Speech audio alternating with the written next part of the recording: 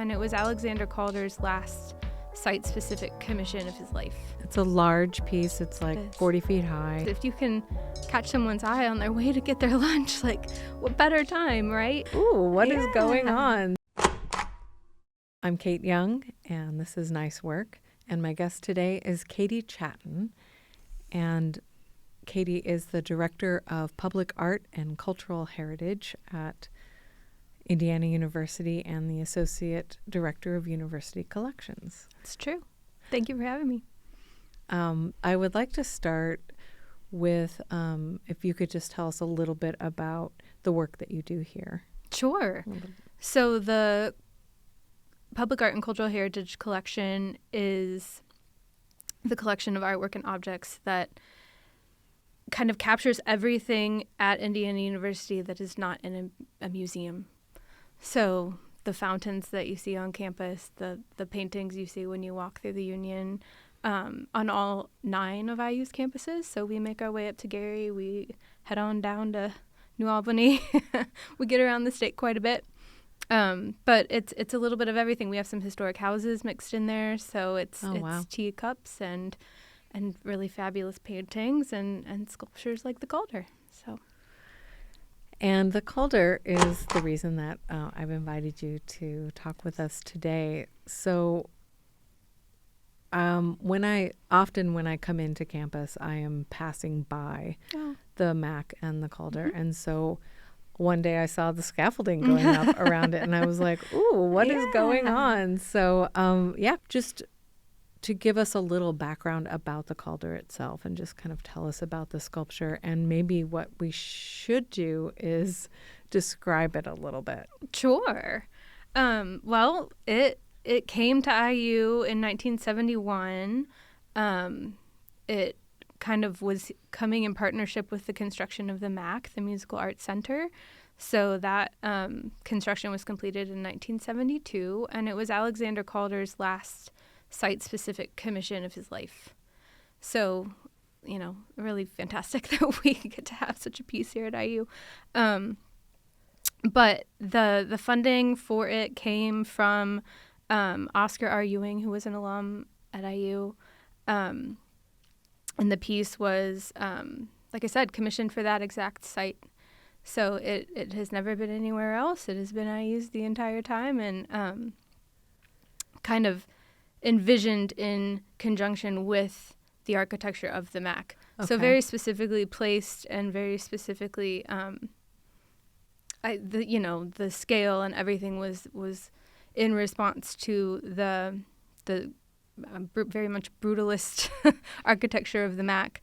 To describe the piece is an abstract, monumental sculpture painted in what I think of as the very famous Calder red. It's a very specific red-orange color.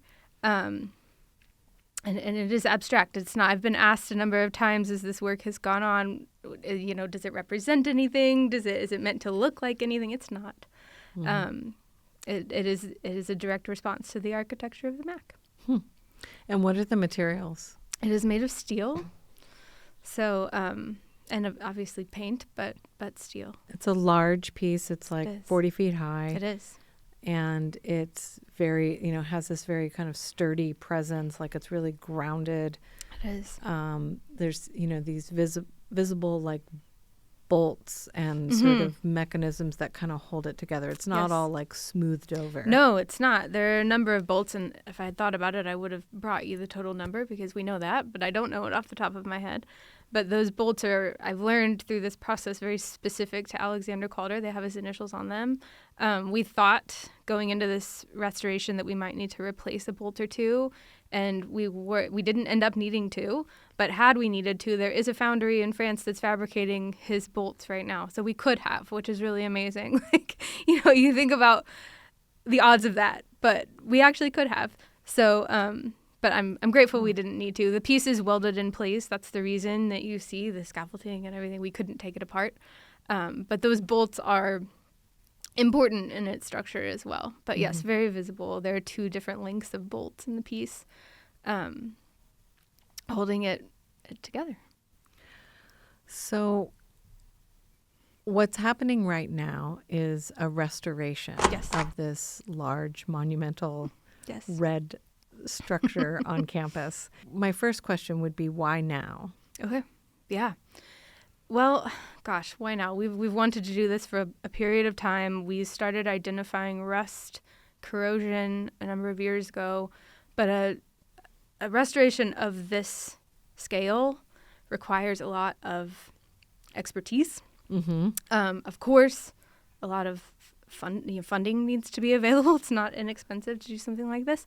And all of those kind of moving parts and pieces, you've got to also have the painters. You've got to have, everybody has to come together at one time. And it took us a minute to get all of those parties involved and then, a plan in place and ready to move. Mm-hmm. So when you say a minute, do you mean like a few years? A few years. Yeah. Yeah. So there's a lot of planning. There's so much planning. I think this started 3 years ago, where we kind of said, okay, we need to do something. But now what? It's like, this is larger than anything I've certainly taken on in my professional career. So what's the next move? Mm-hmm. And in that case, our next move was to reach out to the Calder Foundation. Okay. And say, we've got this piece. We know you're aware of it. Here's what we think it needs. Help us move forward with a conservator that, is experienced in this kind of work. What recommendations do you have? What other work has been done? We know that the piece was taken down to metal. By that, I mean the paint removed in 2007. But there's not much documentation around that. So what did that look like? And what does that mean for this restoration work? So that's where we started and, kind of started putting the puzzle together from there. And we knew that the work needed to happen in the fall because of the temperature requirements that we had around the paint. Yeah, so, can you say more about that? Sure. So I guess backing up a little bit, the Calder Foundation has a conservator that they recommend that came out. Her name is Abigail Mack. She's with Monumenta. She's out of New York. She came out. She looked at the piece. Her work really is in these monumental sculptures, and she works very closely with the Calder Foundation, which was important to us to honor, Calder's artistic vision. Right. But she came out, she looked at the piece, she gave us a really detailed condition report, and it just so happens that she works on high-impact coatings for pieces like this. So it ended up kind of being a match made in heaven once we realized what it was that we really needed. But she brought that very specific expertise to working on monumental outdoor sculpture. Mm-hmm. And that's when, when we started working with her, when she said, we really need to be right around 55, 60 degrees. So, what are we looking at in Indiana? When is that? Okay, so it's a really specific range. It's not just that you have to get it done before cold weather hits. Right. It's that you actually can't do it when Exactly it's really right. hot. Mm-hmm. Exactly right. So, of course, we had to remove the paint. So a certain amount of blasting happened prior to the painting, which is going right now. So did they remove all of the paint? They did remove all of the paint, all the way down to bare metal. Wow. So it was ended up being a much lengthier process than we even anticipated. The paint, of course, these coatings that go on monumental sculpture, they're meant to be really strong. They're meant to kind of withstand the elements, and but it seems like in some instances they almost bake on. Yeah. So what we were seeing, we had some corrosion, some rust. So we thought there was some weakness in those coatings, and really there were in a certain number of areas, but the rest of it was really tight. So we ended up spending more time. That's a very royal we. The crew spent a lot of time getting that paint removed, as well as they could, while also being really conscious of the texture of the metal and how much metal we're losing in that process. Okay, so they're using some kind of a sandblasting process? They are, yeah. It is a sandblasting process. So there's a couple different grits that are used in that to make sure that, because there's a lot of tight areas in the piece. a lot of bolts, as you mentioned. Those provided quite a challenge. Yeah, all those little joints and connections are going to Yes. be corners and tight places that would be Exactly. difficult to get the paint removed. Really, really challenging. The crew that we've got on the job is amazing, but I think even they were like, "Gosh, this is taking longer than we thought." But I think it ended up being 40 days, but they were able to get all of the paint off. But yeah, the temperature matters, and the enclosure is part of that. We wanted to keep the blast media from going everywhere. That's Right. containing that. Yeah, for safety. For safety, yeah, and it's just really messy. The mess is inside of there, which is nice. It's keeping campus beautiful. But also, should we need to introduce heat? We did. Today is very cold. That structure is already there. It's already kind of keeping everything contained and allowing us to heat the space. Wow, so you're having to do some temperature control We are. inside that tent. We are, because it snapped so cold yesterday. Yeah. It's going to pop back up, so we've got that working in our favor. But yeah, we didn't anticipate snow. Right. That was not on the bingo card, but here we are. So yeah, there's been a lot of, the paint has to be, and this is a multi-layered paint system. So there's a couple of different priming layers and then the top coat, and each of those have different temperature variations that they need to be applied within. So I'm certainly not a paint expert, but I've learned a lot in this process. And, just watching the weather constantly, thinking like, okay, there's been plenty of years in Indiana where, we're in shorts on Thanksgiving, like we need it to stay kind of temperate. And we had really great weather. I mean, I cannot complain. It's been dry. It's been 70 degrees or so for quite a while. But yeah, we are running into a bit of a temperature control moment, but it's nothing we can't handle. So, okay, so the first steps would be, getting I'm just talking about the work, not the planning. Sure. Yeah. The first steps would be kind of getting all the scaffolding around it, getting a tent over it. Yep. And I'm sure that in itself was a process. It was a process. And then removing all of the paint, using sandblasting at different grits and so forth. And then the next step is going to be doing some primer coats, and it's paint. It's not like a powder coating. No, it is paint. It's paint. Okay, so there's going to be primers applied, and then the final paint. Final top coat. And where are you now in the process? Well, we were hoping to start the top coat today. It's a little too cold, so hopefully tomorrow or the next day the priming is done. The piece is actually white right now. It looks really strange. But yeah, we should be into red this week, hoping to wrap up next week. Okay. And you've mentioned them a little bit, but I wonder if you could talk about the crew. I can. So like I said, it really was challenging to kind of get all of the right folks involved and lined up and available and all of those things. But we started with Abigail. She then recommended that we bring in a general contractor. So we went, as she would remind me, Katie, it's not that different from painting a bridge, but there's a certain amount of expertise required on the coatings and the systems and all of those things. But we need somebody that's really used to painting at a monumental scale. So a general contractor was hired out of Indianapolis, in partnership with an art services organization out of Indianapolis. So there's kind of an art element and a construction element that has to kind of meet.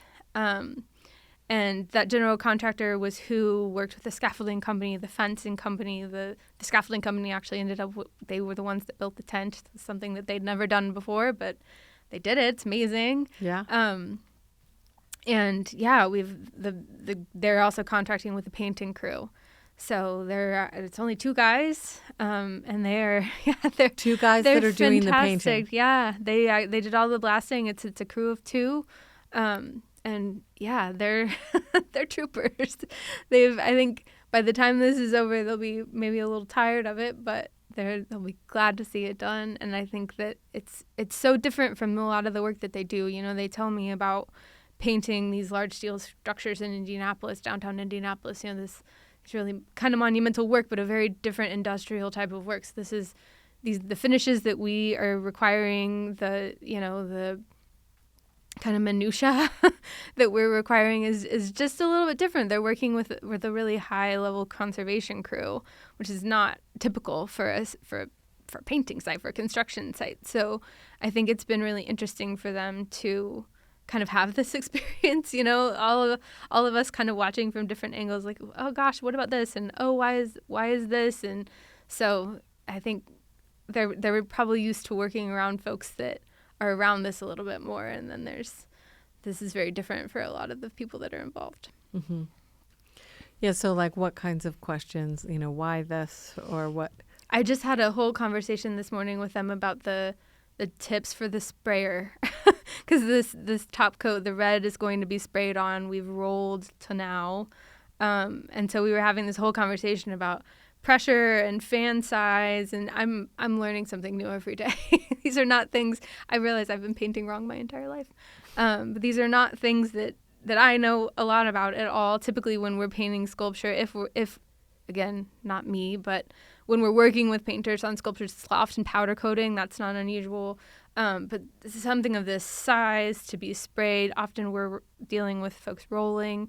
There's just little things like that they were talking to me last week about, the spitting that happens from the sprayer and the texture that leaves and how we go back and get that off. And so it's been a learning experience.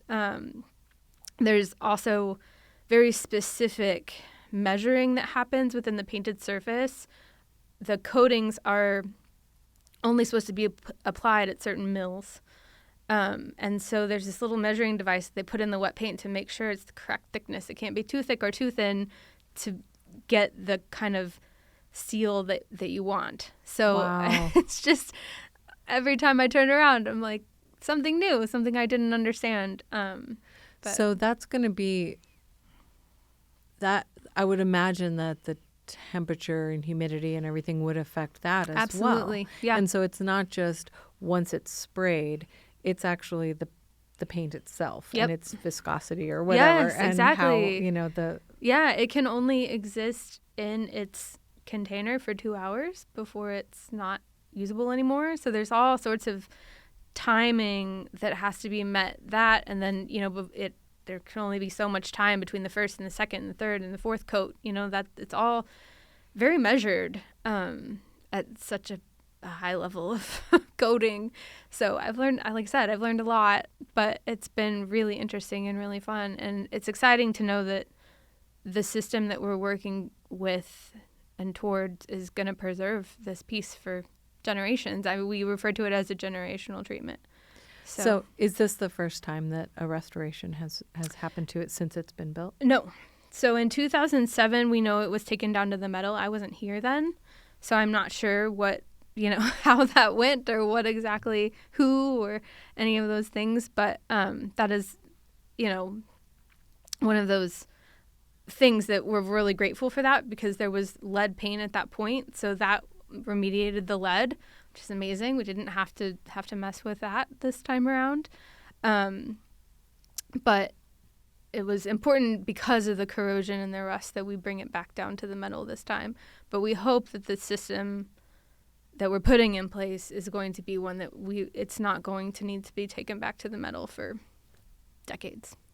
Could you talk a little bit about the artist, about Calder, and sort of the cultural context of the time that this was made? I don't know a lot about that. Okay. But it was the point when these very monumental abstract pieces were being made, right? Uh-huh. Like that was what was happening in the moment. What I've actually been spending a lot of time on is attempting to figure out why Indiana University and why Calder. Mm-hmm. And at this moment, we don't know. Okay. Which is really interesting. I assumed, like I mentioned earlier, that the donor, Oscar R. Ewing, had something to do with that selection. And it turns out he was working with Herman Wells, and he wanted to make a large donation to what I believe was the birthday fund at IU at the time. I'm not sure exactly. Okay. And he was given some choices where he wanted his money to go, and the Calder was one of those. Okay. So at that point, the university had already made the decision to move forward with this piece. I would love to know more about that. And I'm actually working with archives right now to try to figure out what conversations were happening and why that decision was made and why Calder. I would love to know. And were there conversations happening with the MAC? Right. You assume so, because the construction was, it was hand in hand with the construction. Okay, so it was built around the same time that the MAC was being built. Exactly. I thought maybe time. It was. Oh, okay. So it was in conjunction with. All right. Okay, yeah, so you could almost assume that Calder was talking to the architect. Right. Which is fascinating. But so far, we haven't turned up much, unfortunately. Yeah. But when you think about the other work that was on campus at the time, like, this was so very different. I can't imagine what it meant to the university at the time. You know, what the chatter was when something this abstract came in, and so large. Yeah.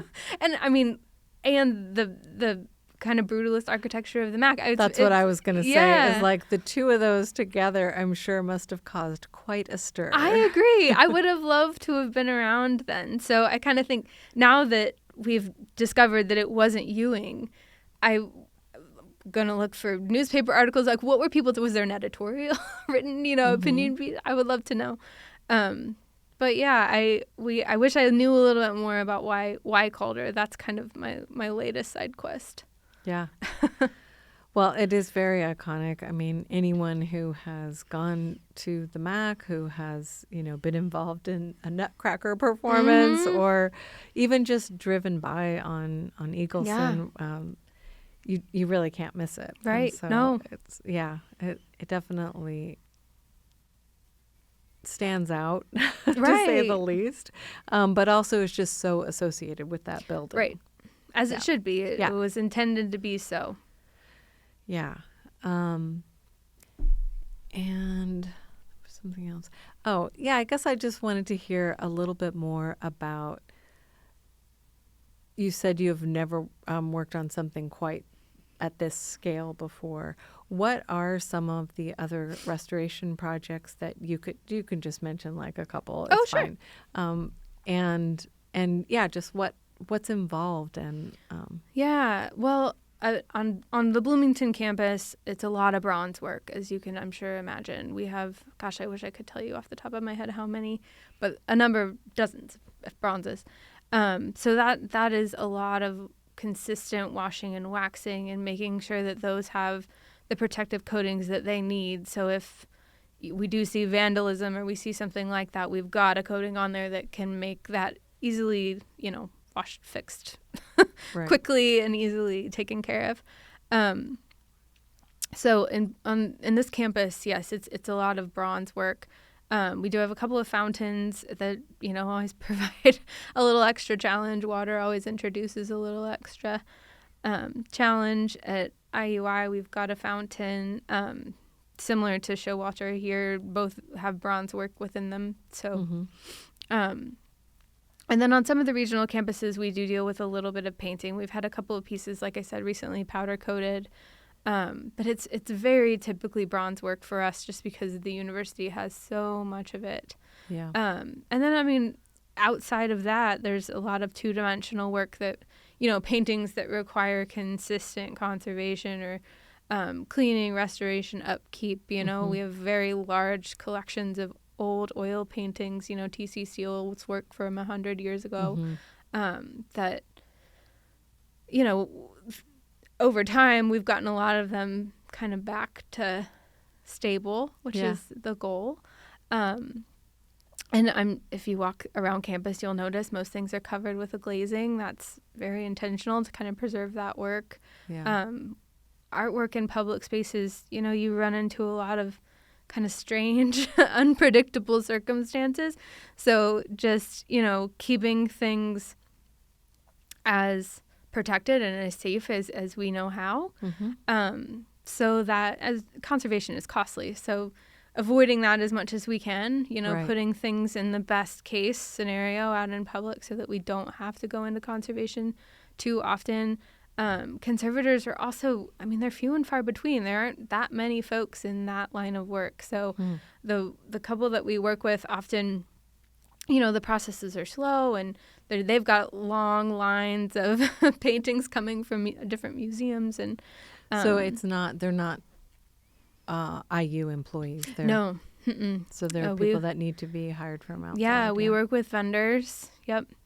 Exactly right, because you need the specialty that that you need when something like that happens. So it's again a matter of finding the right folks at the right time and getting everybody involved and ready to go when it's time. Yeah, and it's so different because these are all pieces that, like you said, they're out in public. They're in these environments. They're not in the protected, ideal conditions of a museum with the lighting and the temperature control and all of that. And so they're subject to a lot more. Yes. We can't have eyes on them every day. I think last I looked, we had artwork in over 213 buildings. And, I mean, it's impossible. Our little staff, you know, we rely on the facilities folks to keep an eye on things and let us know if something's funny or if there's a leak or, you know, just anything. Sometimes, like I said, we see vandalism or whatever it might be. And that's, you know, part of, I had to learn when I got into this role that, you know, you have to let go of a little bit of control. You can't, this isn't a situation where you can make sure that everything is okay all the time. You have to put things out there in good faith. You know, we use security hardware. We're using the best housings that we know how in those spaces and trust that the public will enjoy them and respect them. Yeah. Why do you think that's important to have that work out there? Like, could you talk a little bit about that, your thoughts about that? Like, why not? You know, these are really valuable works and they should be protected and let's get them back in the museum so nothing bad can happen to them. Right. You know, it's kind of interesting because there is a little bit of that. I'm trained, my degree is in museum studies, so I'm very much trained to think about things in that very like security and protection, you know, kind of, I don't know, it's just a different way of thinking about how you share things with the public. And when I started in this role, I didn't attend IU, so I didn't understand how much artwork was just in public. And when you say in public, it doesn't necessarily even mean it's behind a locked door at night. I mean, some of these places are open late into the evenings. So there's a certain degree of, gosh, I don't know, you just feel a little nervous, a little anxious about that. There's like a risk. There absolutely is. Yeah. And I think that while it was risk versus reward, right? When you think about someplace like the IMU comes to mind because it is open late, and it's huge. There's all sorts of different places you can get to where, you know, maybe no one's paying attention or, but that's also a place where tens of thousands of folks walk those halls every day. And we have a real opportunity to expose members of our community to artwork that they wouldn't get to see otherwise. And, you know, like I said, having come from kind of a museum training background, we study a lot about what it means to walk into a museum or a gallery space and how uncomfortable that can be for people. It can be very intimidating. It's almost like you feel like someone's going to ask you if you like it and you're not going to know how to respond to that. But if you're just walking down the hall to get a slice of pizza and you see something that you like, it feels a little bit safer to walk up to that and engage with it, read the label, you know, and maybe the next time you walk past to get a slice of pizza, you take another look. And all of a sudden you understand something and you didn't have to feel nervous about it at all. You were just on your way to and from lunch. Right. Or maybe you have a conversation with the person you're walking with and you're both interacting with Exactly right. And I think that is so important because depending on, you know, maybe I come from a small town that didn't have a museum. I had parents that drug me to those places. You don't end up in this work by chance. But there are people that you certainly understand where it was very intimidating to walk into an art gallery. So bring the art gallery to them, right? Allow them to have a minute. And also, I mean, the time it requires, if you can catch someone's eye on their way to get their lunch, like what better time, right? Yeah. And so I often will get, voicemails or phone calls from alums who will say, I visited campus and I just wondered, I used to sit outside, Ballantyne Hall room 3033 and eat my lunch, and I would be looking at this portrait of this woman across the way, and I just wondered where she was. It's been 30 years, but I really enjoyed looking at that particular painting. So it's moments like that where you realize, gosh, the thing that is hanging across from the lecture hall in Ballantyne Hall it's making a difference to someone who is sitting there every day and eating their lunch. So I think there's something to be said for allowing those pieces to be viewed while you're eating your lunch and not intentionally entering a museum. Yeah, just allowing people to have that familiarity because it's in the everyday spaces that they inhabit. It's not in a specialized environment. Yeah, absolutely. And it becomes meaningful to them sometimes just because it was there, which is really, really wonderful. So I have quickly learned through this work that what we do is incredibly important. Yeah. And it's an honor to be able to share these things with folks in the IU community. Yeah. Well, thank you so much, Katie, for talking with me about this. And it sounds really, really fascinating. It's fun. We're really lucky.